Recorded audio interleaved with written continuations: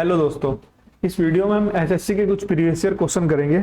और पहले की तरह ही हम पहले अगर किसी क्वेश्चन में कोई कॉन्सेप्ट लग रहा होगा तो उस कॉन्सेप्ट को ढंग से समझेंगे डीपली और फिर उसके बाद उस क्वेश्चन को करेंगे। अब ये क्वेश्चन देखते हैं। इस क्वेश्चन में क्या बोला है? इस क्वेश्चन में बोला है कि भाई साइन थीटा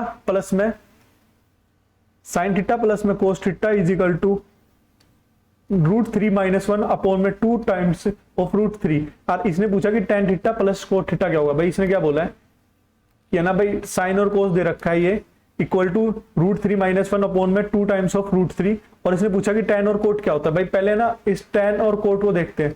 भाई हम ना पहले इस tan और कोट को ना साइन और कोस में चेंज कर लेंगे। क्यों भाई? क्योंकि यहाँ पे ना हमें क्वेश्चन में भी साइन और कोस में ही दे रखा है, तो हमें थोड़ा सा इजी होगा कि हम उसको साइन और कोस में चेंज कर ले। अब भाई यहाँ पे जो मैं साइन है ना उसको रिप्रेजेंट करूंगा एच से, और जो सी कोस होगा ना उसको मैं रिप्रेजेंट करूंगा सी से। भाई ये आपके लिए अच्छी अप्रोच होगी। अगर आप पेपर में करते हो ना तो साइन को एस सी लिखो, कि भाई कहीं साइन को SIN लिख रहा हो फिर कोस, तो ये लिखने में भी टाइम जाएगा। जहां आप थोड़ा थोड़ा टाइम बचाएंगे ना वही आपके लिए फायदेमंद होगा। तो भाई ये साइन बाई कोस होता है, ये प्लस में कोस बाई साइन होता है।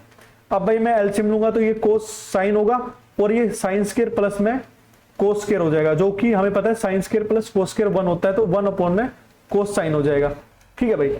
अब एक बात, इस ना फॉर्मूले को ना डायरेक्ट याद रखना कि tan प्लस में कोट इज इक्वल टू क्या होता है 1 अपॉन में साइन इंटू कोस, या फिर इसको बोल सकते हैं हम कोसेक इंटू में सेक थीटा। ठीक है भाई। और एक और फॉर्मूला ऐसे होता है जैसे भाई कोसेक स्क्वायर थीटा प्लस में सीकेंट स्क्वायर थीटा होता है ना, इसका जो इक्वल होता है ना ये ना अपने ही मल्टीप्लाई के इक्वल होता है कोस स्क्वायर थीटा माइनस में सेक स्क्वायर थीटा।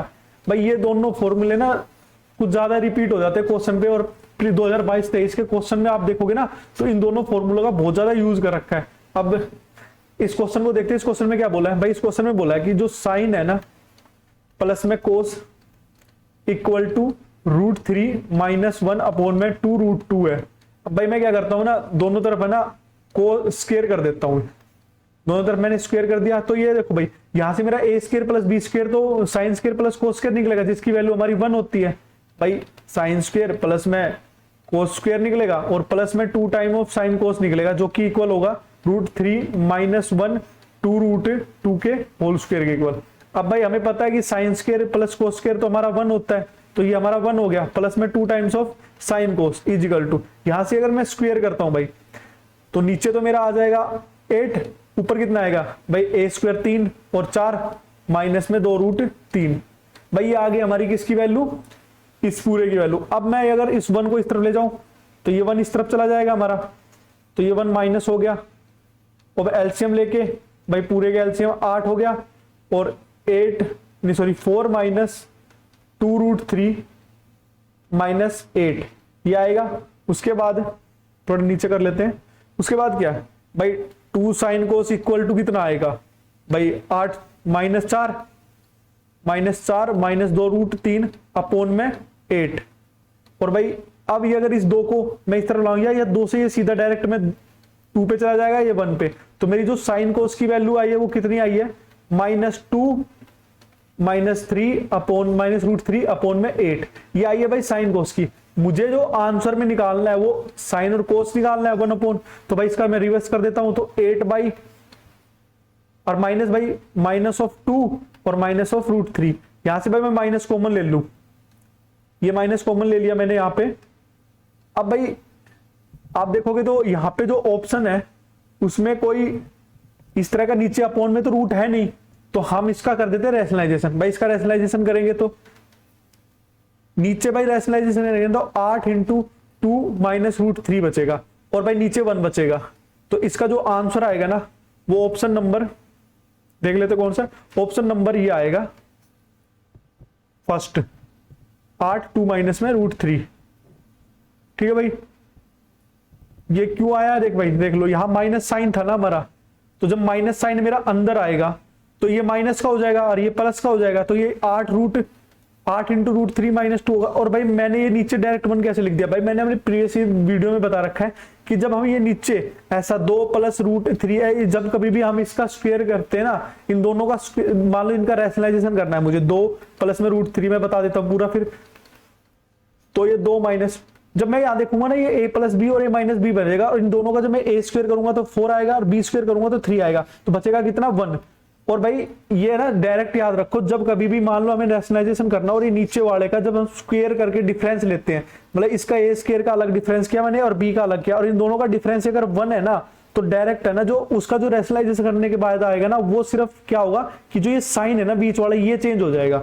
तो इस क्वेश्चन का आंसर आई होप आपको ये समझ में आ गया था। इस क्वेश्चन का आंसर होगा ये भाई, जो हमारा आंसर लास्ट में 8 इंटू में ये निकल के आया था ना 2 माइनस रूट 3, भाई ये बाहर हमने माइनस भी तो कॉमन लिया हुआ था, तो यहां से क्या हो जाएगा -2 और +3, या फिर इसको बोल दूं 8 रूट 3 माइनस 2। ठीक है, आई होप आपको ये समझ में आया होगा। नेक्स्ट क्वेश्चन देखते हैं, अगला क्वेश्चन। अगले क्वेश्चन में बोला है कि भाई एक 8 डिजिट नंबर है 1 2 3 4 5 6, it divisible by 8, then what is the total number of pair x y. भाई इसने बोला है कि 1 2 3 4 5 और 6 एक्स वाई, इस तरह ने 8 नंबर की डिजिट है और ये नंबर पूरे तरह के डिविजिबल है 8 से। भाई 8 का डिविजिबिलिटी रूल पता है हमें, जो लास्ट की किसी भी नंबर की लास्ट की जो 3 डिजिट है अगर वो 8 से डिवाइड हो जाती है तो वो 8 से आराम से पूरा नंबर डिवाइड हो जाएगा। ऐसे भाई 4 का है, 4 का क्या होता है भाई लास्ट की 2 डिजिट, भाई इनका रूल बता देता हूं अगर आपको नहीं पता हो तो 2 4 8, ये है ना 2 की पावर है, ये 2 गुना 2 रेज टू पावर 2 है, ये 2 रेज टू पावर 3 है, फिर मैं ऐसे 16 लिखूंगा तो 2 रेज टू पावर 4 होगी। तो भाई इसका इजी सा है कि अगर हमें 2 से डिवाइड देखना है तो लास्ट एक यूनिट देखो क्योंकि यहाँ पे 2 रेज टू पावर कितना है 1। अगर हमें 4 से देखना है तो लास्ट की 2 डिजिट देख लो क्योंकि यहाँ पे 2 रेज टू पावर 2 है। ऐसे ही अगर कितना भी हो चाहे 32 होना तो लास्ट की है ना अगर कितना बचेगा 5, लास्ट की जो 5 डिजिट अगर 32 से डिवाइड होती है ना तो पूरा नंबर 32 से डिवाइड हो जाएगा। तो एक क्वेश्चन देखते हैं, इस क्वेश्चन में क्या बोला है भाई। एक क्वेश्चन करने का ना तरीका ना पहले मैं ना थोड़ा सा लेंथ बना देता हूं, जैसे कि मतलब भाई क्या तरीका है। देखो भाई मान लो ये नंबर है 6, मैं मान लेता हूं यहाँ पे 0 ले लेता हूं x को, तो अगर मैंने x को 0 मान लिया तो मैं y की वैल्यू ऐसी क्या लूं कि अब ये सारे नंबर मतलब 8 से डिवाइड हो। अब देख भाई मैंने x की वैल्यू 0 ले ली तो मेरी y की वैल्यू क्या आ सकती है भाई, y की वैल्यू 0 आ सकती है क्योंकि ये देख लास्ट नंबर है ना 8 से डिवाइड हो जाएगा, 8 7 56, 4 बजेगा 8 45। उसके बाद मैं इसको 0 ही रखता हूं और इसको बाद फिर मैं इसको 1 ले लेता हूं, ये 1 ले लिया मैंने। अब भाई 1 से करूंगा तो नहीं जाएगा, 2 से भी नहीं जाएगा, 3 से नहीं, 4 से चला जाएगा। जब मैं 4 से करता हूं तो 4 से भी नहीं जाएगा ये 5th, और ये फिर 5 से करेंगे तो 5 से भी नहीं जाएगा, और 6 से देखते हैं अब 56 4 46 नहीं जाएगा 8 से। ठीक है भाई, एक इस तरह फिर इसकी जगह हम 0 की जगह अब ये 8, ये एक तो 0 होगी, जब हम x की वैल्यू 0 लेंगे तो ये 0 होगा और 8 होगा। भाई इस तरह करते रहोगे ना क्वेश्चन हो जाएगा बहुत ज्यादा लेंथी और टाइम टेकिंग। तो नॉर्मल सी बात है भाई, हमें पता है कि कोई भी नंबर हो वो हमेशा 1 से लेके भाई 9 तक ही तो डिजिट होती है, उसमें उससे फालतू कोई डिजिट होती है, और सॉरी 0 भी आएगा भाई, 0 से लेके 9 तक की डिजिट होती है, मतलब 0 1 2 3 4 यही डिजिट होती है सब में। तो भाई मैं मान लेता हूं ना इसमें ये जो लास्ट डिजिट है ना 6999 है भाई, मान लिया। अब ये नंबर को मैं डिवाइड करता हूं 8 से तो मेरा कितना मतलब कितना वो आता है परसेंट, तो मेरा क्वोशेंट आता है 12, और भाई समथिंग आएगा पॉइंट पे, तो पर मुझे पूरा एक होल नंबर चाहिए, तो मतलब 12 नंबर ऐसे होंगे 600 इस 6 में अगर मैं जोड़ूंगा तो 12 नंबर ऐसे आ जाएंगे जो कि मेरा 8 से डिवाइड हो जाएगा, और भाई एक प्लस 13वां नंबर हो जाएगा अगर मैं x और y को 0 0 ले लूं। ठीक है भाई, आई होप आपको समझ में आ गया। तो इसका आंसर 13 आएगा। कैसे भाई, मैंने कैसे किया है, मैंने ऐसे किया है कि भाई एक तो यह है कि x y की भाई x की वैल्यू मांगो 0, फिर y की अलग लो, फिर x की वैल्यू 1 मानो, और इस तरह पॉसिबिलिटी लगाओ। या दूसरा कि मुझे पता है भाई कोई भी डिजिट 0 से लेकर 9 तक के बनती है, तो इसको मैं क्या लिख लेता हूं 699 मान लेता हूं। इसको मैं 8 से डिवाइड करता हूं तो भाई 12 से डिवाइड हो जाए 12 तक चला जाएगा भाई। पहला नंबर 600, फिर दूसरा 608, फिर 660, ऐसे करके 696 तक नहीं चला जाएगा। तो ऐसे ये टोटल 13 नंबर बनेंगे। ठीक है भाई, थैंक यू। अगला क्वेश्चन देखते हैं, आई होप आपको समझ में आया होगा। अगला क्वेश्चन देखते हैं, इसमें बोला है कि भाई एक पुलिसमैन है, a policeman so a thief from a distance 400 meter. भाई ठीक है, when the policeman starting chasing him the thief also start running. भाई इसने बोला है कि है ना एक पुलिसमैन है, पुलिसमैन ने एक चोर को देख लिया, भाई ये चोर है और ये हमारा पुलिस वाला है भाई। ठीक है भाई, ये भाई हमारा पुलिस वाला है। भाई इसने क्या किया, इस पुलिस वाले ने एक चोर को देखा जो कि उससे 450 मीटर की दूरी पे है, ठीक है भाई। उसके बाद बोला कि भाई इसने चोर को देखा, जैसे ही देखा ना ऐसे ही भगने लग गया, देखती भगने लगा। अब भाई चोर ने भी इसको देख लिया तो वो भी भगने लग गया। अब बोला कि इनकी जो स्पीड का रेशो है ना वो 7:8 है।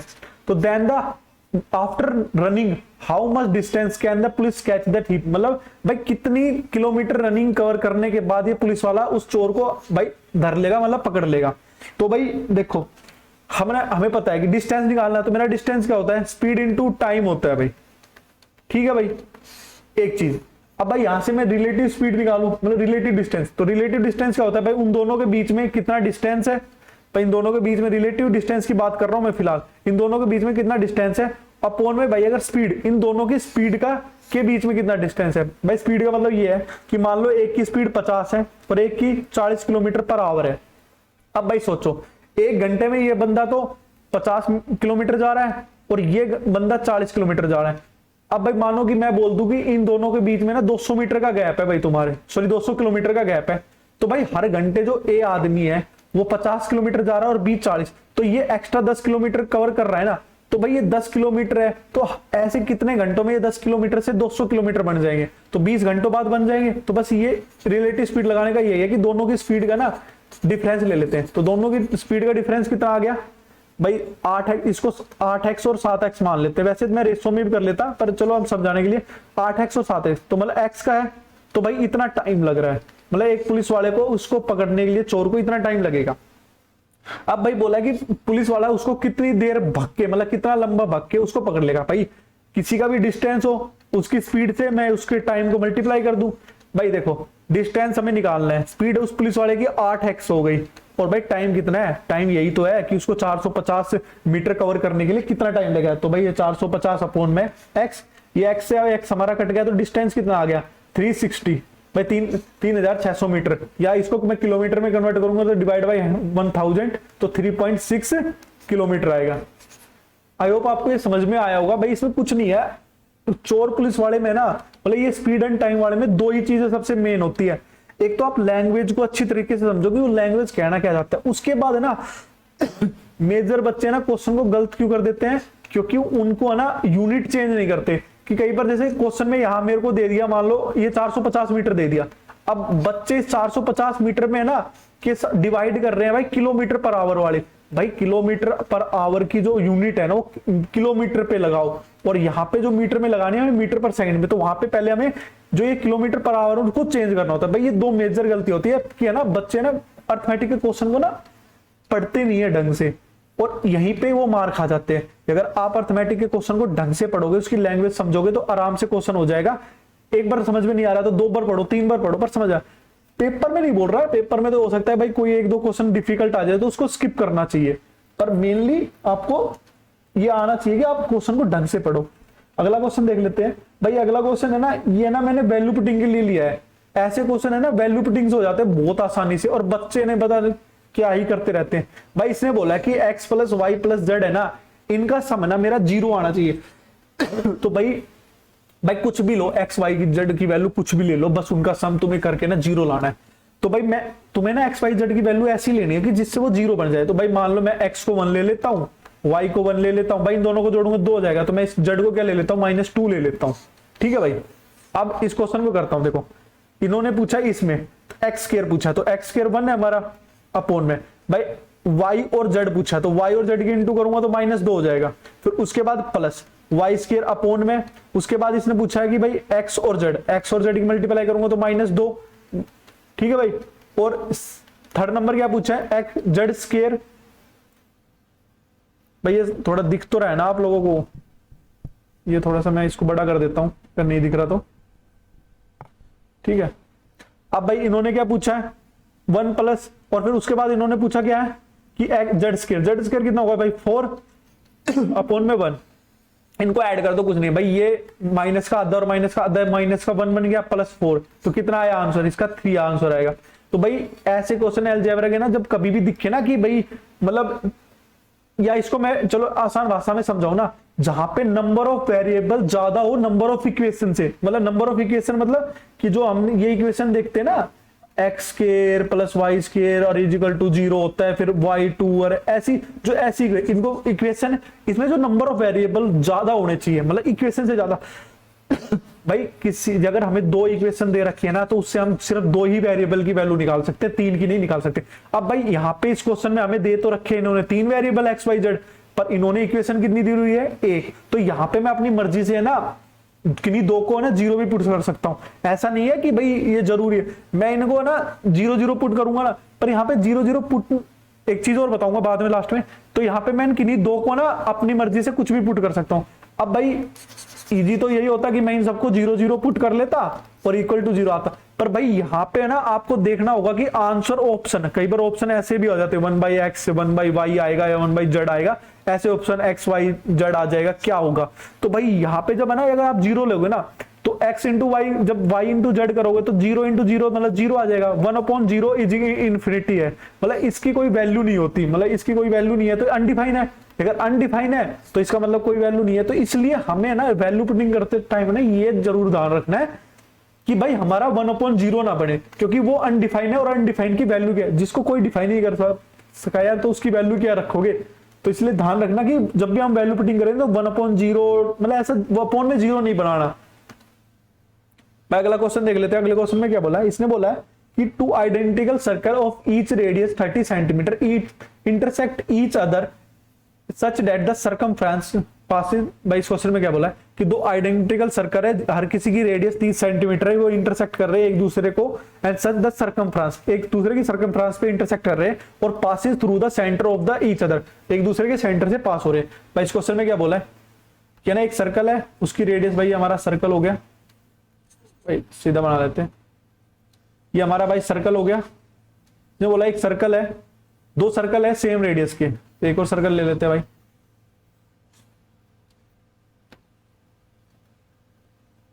भाई 2 मिनट रुकना पड़ेगा एक बार दोबारा।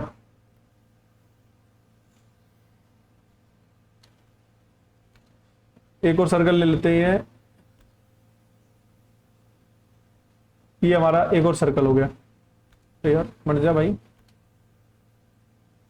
ये हमारा एक सर्कल हो गया सेम रेडियस का। भाई इसने बोला कि एक दूसरे के सेंटर से पास कर रहे हैं, तो भाई मान लेते हैं ये इनका सेंटर है, इसका सेंटर ये हो गया, दूसरा कलर ले लेते हैं, ये सेंटर हो गया, ये इसका सेंटर हो गया इस सर्कल का, और ये इस सेंटर, और यहाँ पे ये ए और बी से पास कर रहे हैं। अब इसने पूछा है कि what is the area intersecting region, मतलब ये जो इनका इंटरसेक्टिंग रीजन है जिसपे देख ये कलर कर रहा हूं ना, ये वाला जो कलर कर रहा हूं, इस इंटरसेक्टिंग रीजन का एरिया बताया। तो भाई इस क्वेश्चन को करते हैं। देख भाई, अगर मैं इनके सेंटर को मिला दूं, एक दूसरे के सेंटर को मिला देता हूं, ये दूसरे के सेंटर को मिला दिया मैंने। भाई ये देख, इस सेंटर से ये है क्या, जो मैंने इन दोनों के सेंटर को मिलाया, इन दोनों, इसकी लेंथ क्या होगी। भाई इसकी लेंथ सोचो, भाई ये मेरा सिर्फ है ना, इस है ना एक किसी एक सर्कल को देख लो, दोनों सर्कल को मत देखो। भाई मान लो ये इस सॉरी भाई, ये सेंटर है ओ, इसका ओ सेंटर से O1 और O2 मान लेता हूं ये सेंटर। अब भाई O1 सेंटर से ये इसकी दूसरे सर्कमफ्रेंस पे तो जा रहा है, तो ये सेंटर से सर्कमफ्रेंस मिलाता है तो भाई रेडियस ही होगी। और इसी तरह अगर भाई इसी सेंटर से मैं इसके सर्कमफ्रेंस में लाऊंगा तो ये भी तो रेडियस है, और ऐसे ही भाई ये भी तो रेडियस बनेगी, और ऐसे ही मैं नीचे बढ़ाऊं तो ये भी तो, ये तीनों ये रेडियस ही तो होगी भाई, इसकी है तो रेडियस ही है। अब भाई ये सारी साइड इक्वल है। अब भाई इसने पूछा कि इस इंटरसेक्शन जो है इसका एरिया होगा। भाई इसको ना थोड़ा सा समझने की कोशिश करना। मैं बोलूं कि भाई ये एंगल AOB कितना होगा, भाई ये एंगल OAB कितना होगा, आपसे पूछो भाई एंगल OAB कितना है, तो भाई ये कितना होगा, 120 डिग्री नहीं होगा, क्योंकि ये इक्विलेटरल ट्रायंगल है और हर एंगल 60 डिग्री होगा। भाई इसकी तीनों साइड बराबर है तो ये इक्विलेटरल ट्रायंगल, तो ये भी 60 डिग्री हो गया। अब भाई सिर्फ है ना इस सर्कल, ये इसका जो रीजन है ना, इसको देखो सिर्फ कि भाई इस AOB ने ना, ये अगर मैं सर्कल का ये एरिया लूं तो ये एक सेक्टर नहीं बन गया, ये थोड़ा ज्यादा आ गया, ये जो ये लूं ये 120 का सेक्टर नहीं बन गया। भाई यही तो बता रहा हूं, मान लो ये सर्कल है मेरा, ये सेंटर से मैंने इस तरह का एंगल बनाया, तो ये जो एरिया बनेगा ये 120 डिग्री का सर्कल नहीं बन जाएगा। भाई इसका 120 डिग्री का सेक्टर ही तो होगा, ये इस तरह ही तो कवर कर रहा है। भाई थोड़ा सा मैं ठीक है, अब थोड़ा सा देखने की कोशिश करो। उसके बाद अब भाई ऐसी अगर मैंने इस साइड का ले लिया, अब इस वाले को AO1 और B का एरिया, ये भी तो 120 होगा, ये 120 डिग्री होगा, तो इसका जो एरिया होगा मैं इस सेंटर को मान लेता हूं भाई, ये हो गया, ये पूरा एरिया कवर कर लेगा ये। अब भाई ये दोनों को ऐड कर दूंगा तो एरिया आ जाएगा, पर इन दोनों को ऐड करने के साथ साथ है ना मुझे इनमें से कुछ माइनस भी करना होगा। भाई माइनस क्या करना होगा, माइनस करना होगा इस दोनों ट्रायंगल का एरिया को। क्यों भाई, अगर जब मैं इसको लेता हूं तो इसमें इन दोनों ट्रायंगल का एरिया चला गया, और इसमें, और अगर इस वाले सर्कल से लेता हूं, इस वाले सर्कल से लेता हूं तो इसमें भी तो एरिया चला गया, तो दोनों एरिया कवर कर रहा है ना, तो भाई इसको हटाना पड़ेगा। भाई जाओ ये पर, सॉरी भाई, रुक जा, दोबारा कर लेते हैं इसको ओपन। ठीक है भाई,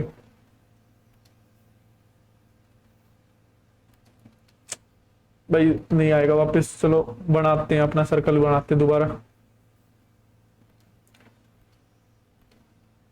भाई थोड़ा सा सर्कल है ना आधा टेढ़ा बन जाए तो कोई बात नहीं, देख लेंगे। ये एक और सर्कल बना देते हैं, गलती से मिट गया मेरे से।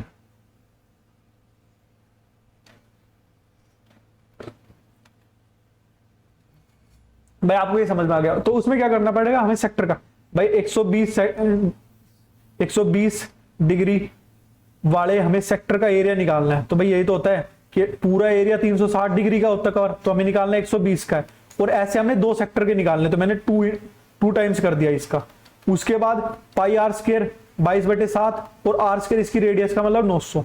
इसमें से मुझे माइनस क्या करना होगा भाई, मुझे माइनस करना होगा इन दोनों सर्कल का एरिया को। तो भाई 2 टाइम्स ऑफ √3/4 और साइड का 900। ठीक है भाई, अब इसको सोल्व करते हैं। ये जाएगा 1/3 हो जाएगा और ये 300 हो जाएगा।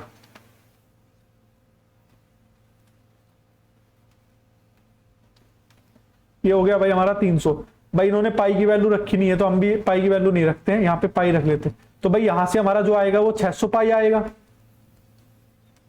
ये 600 पाई आएगा। ठीक है, और यहां से जो आएगा हमारा भाई 2 और यहां से 450, तो ये से आएगा 450√3।